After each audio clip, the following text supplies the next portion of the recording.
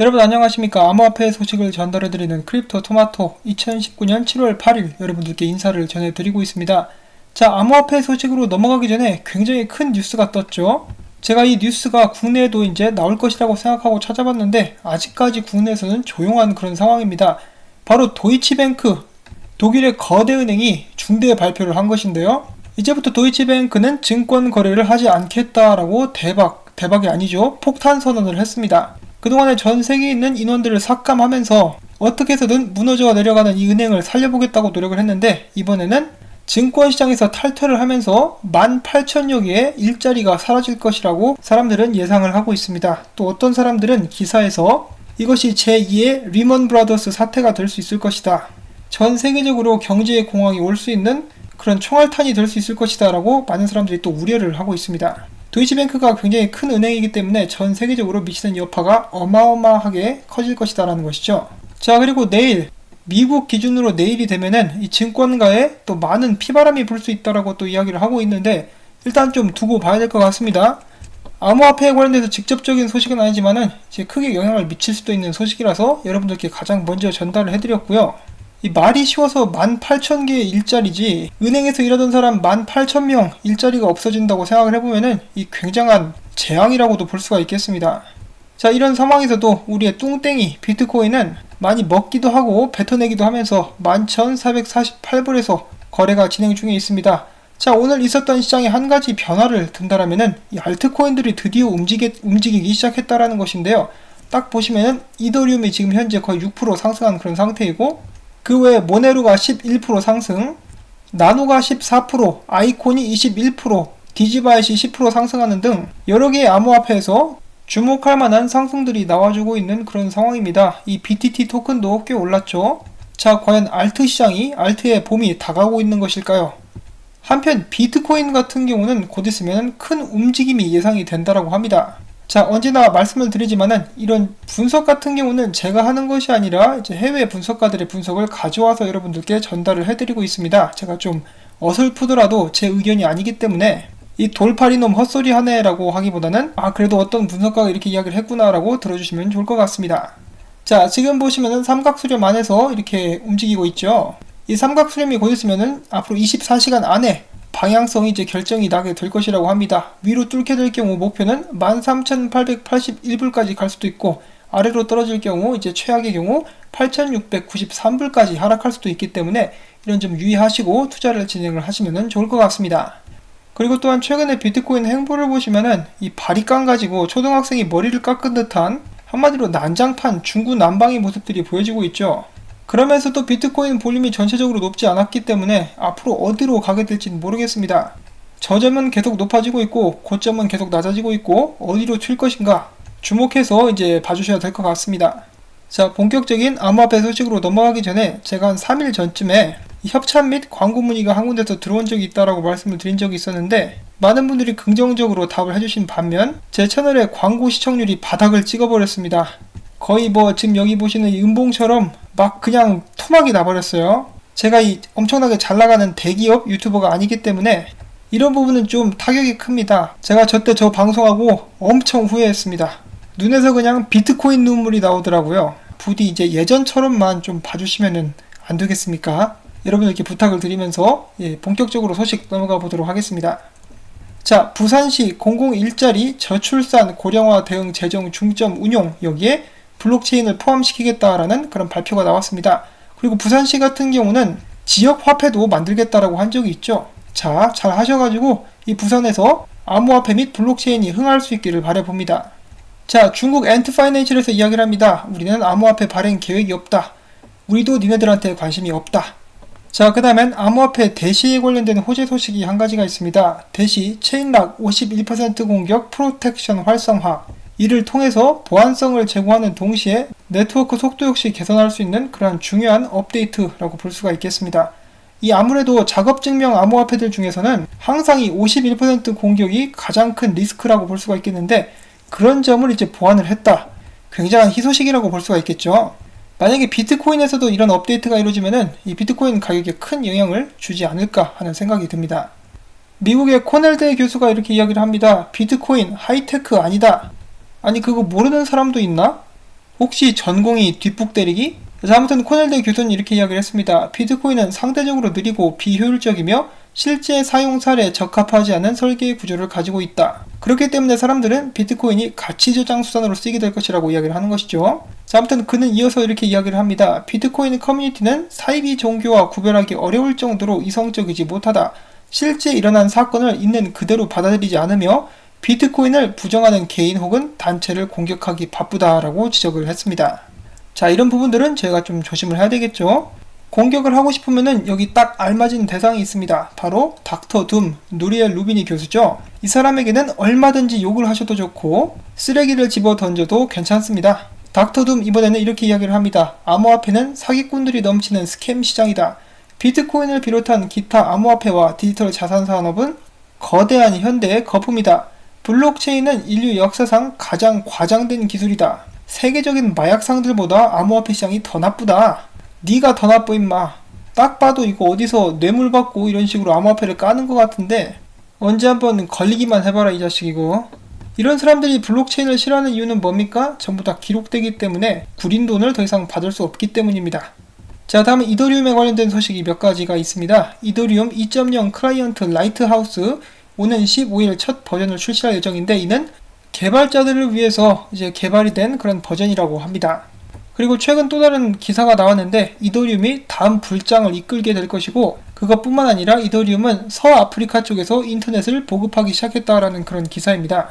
전에 말씀을 드린 대로 이제 며칠 전이었죠. 이더리움이 곧 있으면은 2021년에 채굴 보상이 10분의 1로 줄어들게 됩니다.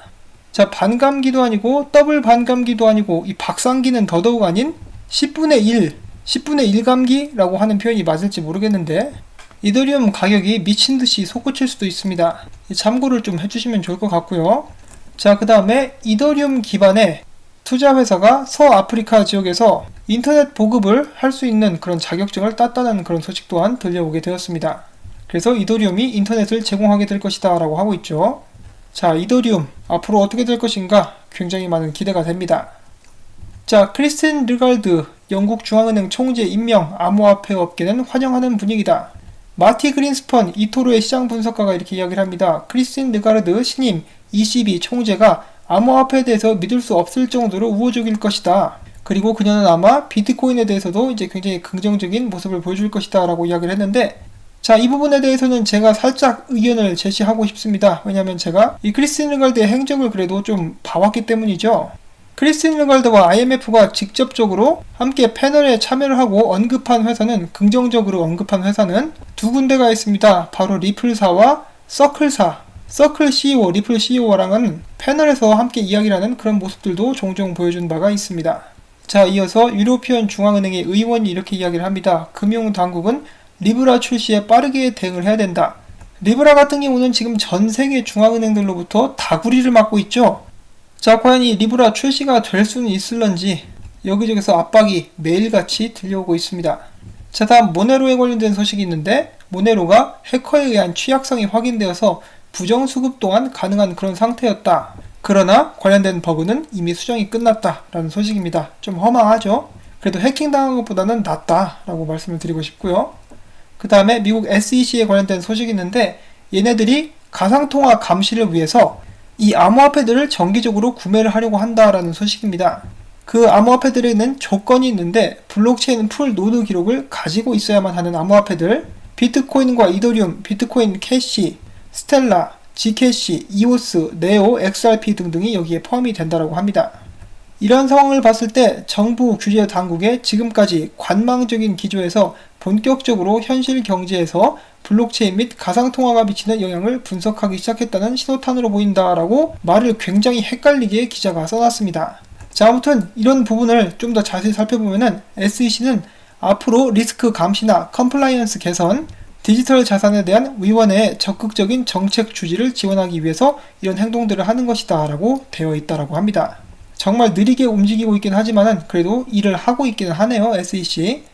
자, 그 다음에 오랜만에 짜오짱평 트윗을 한번 공유를 해드리려고 하는데요.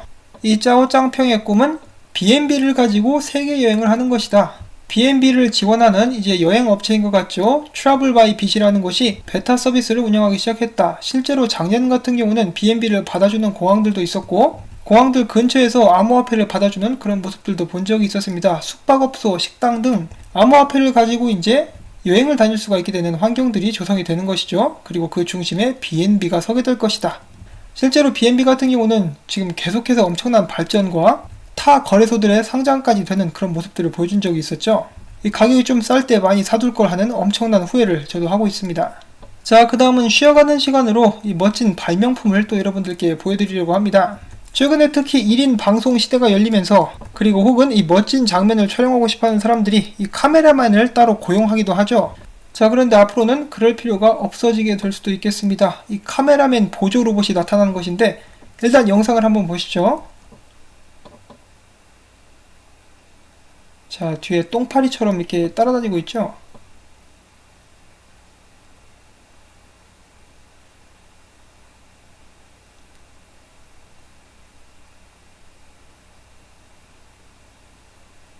공중에서 멋지게 촬영을 해줍니다.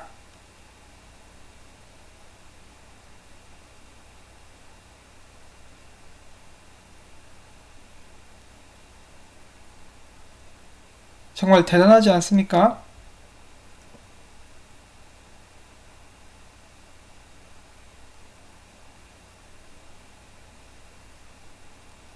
지금 보시는 화면이 그 기계로 촬영이 되고 있는 그런 화면이죠. 스마트폰으로 조작을 하면서 대단한 것 같습니다. 여기까지만 보도록 하고요. 자, 이 4차 산업의 중심 인공지능과 로봇 함께 어우러져 가지고 이제 카메라맨의 일자리까지 뺏어가려고 하고 있습니다. 멋지기는 한데 이 미래가 좀 두렵죠. 자, 그 다음 소식 보도록 하겠습니다. 트위터 속 비트코인과 리브라 국가별 관심도는 이제 가장 많은 트윗이 나온 곳은 역시 미국이었고요.